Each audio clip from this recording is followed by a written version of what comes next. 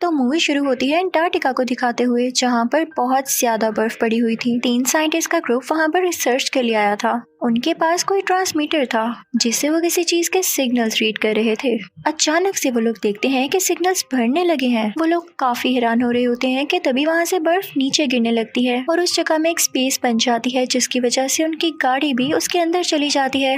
अब ये लोग बर्फ में फंस चुके थे और अपनी हेडलाइट ऑन करते हैं तो देखते हैं कि इनके सामने स्पेसशिप है। ये लोग काफी परेशान हो जाते हैं और इनको बाद में ट्रैक करके रेस्क्यू कर लिया जाता है। ये लोग यहाँ पर एक रिसर्च सेंटर में काम कर रहे थे और ये लोग किसी दूसरे मुल्क से आए थे। इस रिसर्च सेंटर में दूसरे मुल्क के भी लोग थे जो कि यहाँ से और भी कई चीजें डिस्कवर कर रहे थे। अब ये तीनों साइंटिस्ट इस रिसर्च सेंटर के डॉक्टर के पास जाते हैं और उसे सब कुछ बताते हैं कि हमने स्पेसशिप देखी है। तो वो डॉक्टर इनसे कहते हैं कि फिक्र नहीं करो, हम कुछ साइंटिस्ट और एक पैलेंटोलॉजिस्ट को भी बुलाते हैं। पैलेंटोलॉजिस्ट वो होता है जो कि पास्ट लाइफ के रिमेन्स को स्टडी करे। अब यहाँ पर कुछ साइंटिस्ट और एक लड़की केट को बुलाया जाता है जो कि पैलेंटोलॉजिस्ट थी और ये सब मिलकर अब उस जगह पर जाते हैं जहाँ पर इन्हें स्पेसशिप दिखाई दी थी। वहाँ पर इनको और भी लोग मिलते हैं और वो सब मिलकर उस जगह जाते हैं जहाँ पर वो स्पेसशिप थी। वो उसके अंदर जाकर देखते हैं तो वो तो बहुत एडवांस थी और इतनी ज्यादा बड़ी थी कि कोई सोच भी नहीं सकता था कि यहाँ पर ऐसी स्पेसशिप हो सकती है। जब केट बाहर आती है तो उसे जमी हुई बर्फ के अंदर एक क्रिएचर दिखाई देती है जो कि काफी ह्यूज थी, लेकिन वो कोई मूवमेंट नहीं कर रही थी। हो सकता है कि वो भी कई साल पुरानी हो। केट वहाँ से रिसर्च सेंटर जाती है और वहाँ सबको बताती है इस क्रिएचर के बारे में।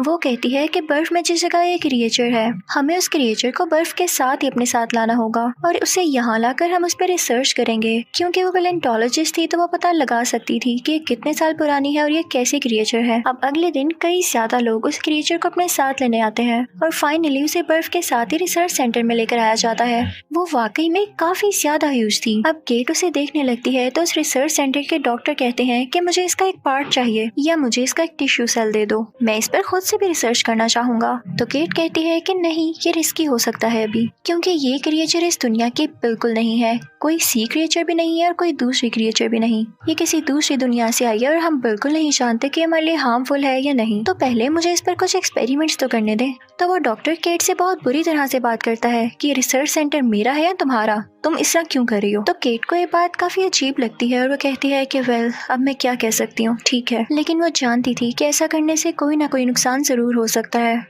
अब हम देखते हैं कि उस डॉक्टर ने उस क्रिएचर का एक टिश्यू सेल ले लिया था और अब उस पर वो कुछ एक्सपेरिमेंट्स करने वाला था। दूसरी तरफ हम ये भी देखते हैं कि उस रिसर्च सेंटर में उस क्रिएचर की बर्फ पिघलने लगती है। जब रिसर्च सेंटर में से एक आदमी वहाँ पर जाकर देखता है तो उसे वो क्रिएचर काफी अजीब लग रही होती है और तभी वो क्रिएचर बर्फ को तोड़ते हुए वहाँ से भाग जाती है। वो आदमी ये बात सबको जाकर बताता है तो सारे लोग उस क्रिएचर को ढूंढने लगते हैं, रिसर्च सेंटर के अंदर भी और बाहर भी। जैसे ही वो बाहर जाते हैं तो देखते हैं कि उनका डॉग काफी जख्मी है और यहाँ पर उस क्रिएचर के अलावा तो कोई भी नहीं आ सकता। तो यानी ये क्रिएचर का ही काम था। तभी वो क्रिएचर वहाँ पे दोबारा से आ जाता है और वहाँ पर केट का एक दोस्त खड़ा होता है, यानी वही साइंटिस्ट जो उसके साथ आया था। वो क्रिएचर पहले तो अपना टेंटिकल उसकी बॉडी के अंदर घुसाता है और फिर उसे निगल लेता है, यानी स्वैलो कर लेता है और इसकी वजह से सामने खड़े साइंटिस्ट पर खून के कुछ कतरे गिर जाते हैं। उसकी तबीयत काफी खराब होने लगती है और वो बाकी लोगों को भी वहाँ पर बुलाता है। सब कहते हैं कि ये क्रिएचर तो हमें नुकसान पहुँचा सकता है, तो वो फायर गन से उसको शूट करके मार डालते हैं, जिससे वो क्रिएचर पूरी तरह से जल जाता है। रिसर्च सेंटर के डॉक्टर कहते हैं कि हमें इसकी बॉडी की ऑटोप्सी करनी चाहिए, हम पता लगा के रहेंगे कि ये क्रिएचर कहाँ से आया और है क्या। अब केट ऑटोप्सी शुरू करती है। वो लोग जब क्रिएचर को काट रहे होते हैं तो उसके अंदर केट का दोस्त होता है। जाहिर है क्रिएचर ने उसे निगल तो लिया था, लेकिन उसके स्किन पे कोई असर नहीं हुआ था, बल्कि उसकी स्किन तो और ज्यादा थिक हो रही थी, जैसे कोई नई स्किन उसकी बॉडी पर आ रही हो। क्रिएचर की बॉडी से केट को एक रॉड मिलता है तो सबसे कहती है कि ये किसी का है तो नहीं। तो वो सब बताते हैं कि जिस आदमी को क्रिएचर ने अपने अंदर निगला, ये रोड उसके फ्रैक्चर्ड हाथ में था। तो केट काफी हैरान होती है कि फिर उस क्रिएचर ने ये रोड कैसे उसकी बॉडी से निकाला। केट उस क्रिएचर के कुछ सेल्स लेके उसे माइक्रोस्कोप में देखने लगती है तो उसे पता चलता है कि ये क्रिएचर तो डेड है, लेकिन केट के जिस दोस्त को उसने अपने अंदर निगला वो उसके सेल्स यूज कर रहा है और उसके सेल्स पर अपने सेल्स की कवरिंग दे रहा है, यानी उसके सेल्स को अपनी तरह बना रहा है। वो इस बात से काफी डर जाती है कि हो सकता है ये क्रिएचर उसके दोस्त की बॉडी को यूज कर रहा है और उसको जिंदा करके ये खुद पावरफुल होके वापस आ जाए। अब वो आदमी जिसके मुंह पर खून के कतरे गिरे थे उसकी तबीयत काफी खराब होने लगती है तो 3 और लोगों को उसके साथ हॉस्पिटल भेजा जाता है। वो सब हेलीकॉप्टर में जा रहे होते हैं। उसी दौरान केट वॉशरूम जाती है तो उसे कुछ मेटल पीसेस मिलते हैं, वैसे मेटल पीसेस जो कि डेंटल सर्जरी में दांतों में यूज होते हैं। और साथ ही उसे बाथ टब में बहुत ज्यादा खून दिखाई देता है। उसे आहिस्ता आहिस्ता सब कुछ समझ आने लगता है। वो सोचती है कि ये अजीबोगरीब क्रिएचर जिसके सेल्स को यूज करना चाहे तो उसकी बॉडी में कोई मेटल बर्दाश्त नहीं करता, यानी मेटल उसके प्रोसेस को रोक देता होगा। अब जो 4 लोग हॉस्पिटल जा रहे थे वो पहले वॉशरूम भी यूज करके गए थे, लेकिन केट को ये नहीं पता था कि उनमें से कौन इन्फेक्टेड है।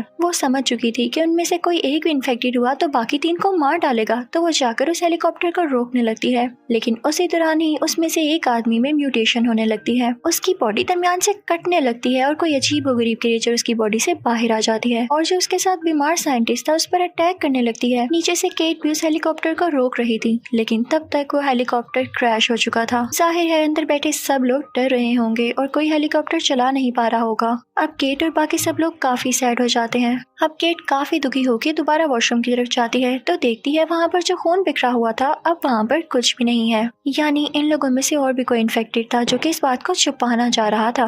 केट बाहर जाती है और सबसे कहती है कि मैं जानती हूँ कि हम में से कोई ना कोई इन्फेक्टेड जरूर है, लेकिन एक दूसरे का ख्याल करते हुए हम एक दूसरे को ब्लड सैंपल्स देते हैं और टेस्ट करते हैं कि असल में इन्फेक्टेड है कौन, और हम उसको किसी अलग जगह पर रखेंगे और उसे ठीक कर देंगे। वो सब कहने लगते हैं कि हमें इस जगह से बाहर जाना है। तो केट कहती है कि क्या हो गया है आप लोगों को, अगर हम बाहर गए तो बाकी लोग भी इन्फेक्टेड हो सकते हैं और इस चीज पर कंट्रोल पाना बहुत मुश्किल हो जाएगा। हम लोग एक दूसरे को ब्लड सैंपल्स दे रहे हैं और कुछ नहीं सुनना मुझे। जैसे ही मीटिंग खत्म होती है तो एक लड़की केट के पास आती है और उससे कहती है कि मैं जानती हूँ कौन इन्फेक्टेड है। वो एक लड़की का नाम लेती है, लेकिन केट को उसका बिहेवियर काफी अजीब लगता है और उसे उस पर शक होने लगता है। तभी उस लड़की की बॉडी खुलती है और उसमें से भी एक अजीब सा क्रिएचर बाहर आता है, यानी वो लड़की झूठ बोल रही थी और वही असल में इन्फेक्टेड थी। केट खुद को डिफेंड कर रही होती है, लेकिन वो क्रिएचर और वो इन्फेक्टेड लड़की उस पर बार बार अटैक कर रही होती है। तभी वहाँ पर केट का साथी आता है और फायर गन से उसे भी जला देता है।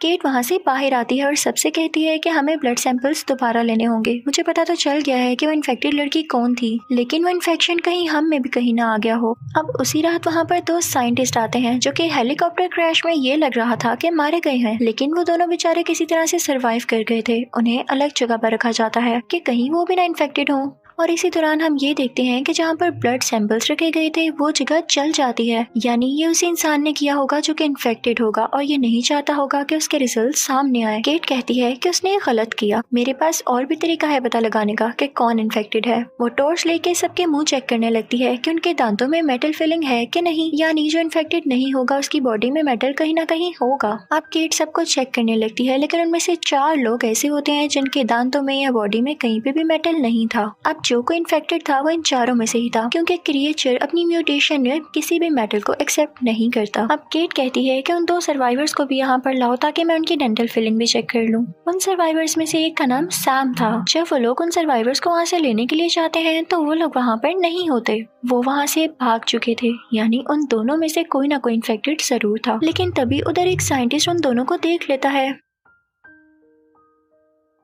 अब उन दोनों सर्वाइवर्स में से सैम के साथ जो आदमी था वो साइंटिस्ट को शूट कर देता है। उन लोगों में काफी लड़ाई होने लगती है और उनके फायर्स लगने से उस जगह पर आग लग जाती है और एक आदमी उनमें से बेहोश हो जाता है। उस आदमी को ये लोग अपने साथ कहीं दूसरी जगह लेकर आ रहे होते हैं। उस बेहोश आदमी के हाथ बाकी 2 लोगों के कंधे पर थे, लेकिन अचानक से उस बेहोश आदमी का हाथ अलग हो जाता है और किसी क्रिएचर के हाथ में बदल जाता है और जो आदमी उसे लेकर जा रहा था वो उसके फेस पर अटैक कर देता है और वो बेचारा भी इन्फेक्टेड हो जाता है।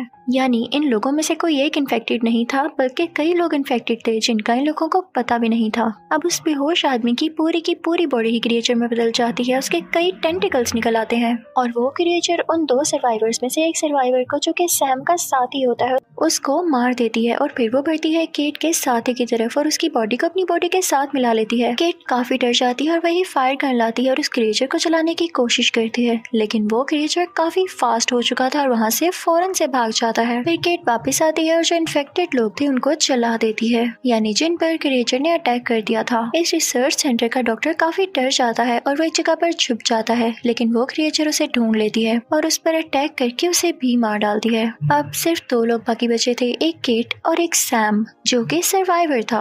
अब ये दोनों क्रिएचर को ढूंढने लगते हैं और उसे ढूंढते ही उसे फायर गन से चलाने लगते हैं, लेकिन वो क्रिएचर भी बहुत चालाक था, वो बाहर स्नो में आ जाता है। लेकिन केट भी हार नहीं मानती और उसे चिल्लाती रहती है। सैम भी केट का साथ दे रहा होता है और फाइनली वो क्रिएचर हिलना बंद हो जाती है। दूसरी तरफ हम डॉक्टर को देखते हैं जो कि इन्फेक्टेड हो चुका था और कुछ पागल भी वो जगह जाने लगता है जहाँ पर स्पेसशिप थी। वो कहता है कि मैं तो इस दुनिया में नहीं रहूंगा, मैं तो यहाँ से जा रहा हूँ भाई। अब केट और सैम उसका पीछा करने लगते हैं, लेकिन डॉक्टर भी अजीब और गरीब क्रिएचर में बदलकर केट पर हमला करने लगता है और अब वो स्पेसशिप स्टार्ट कर चुका था। सैम और केट के पास लकीली एक बॉम्ब था।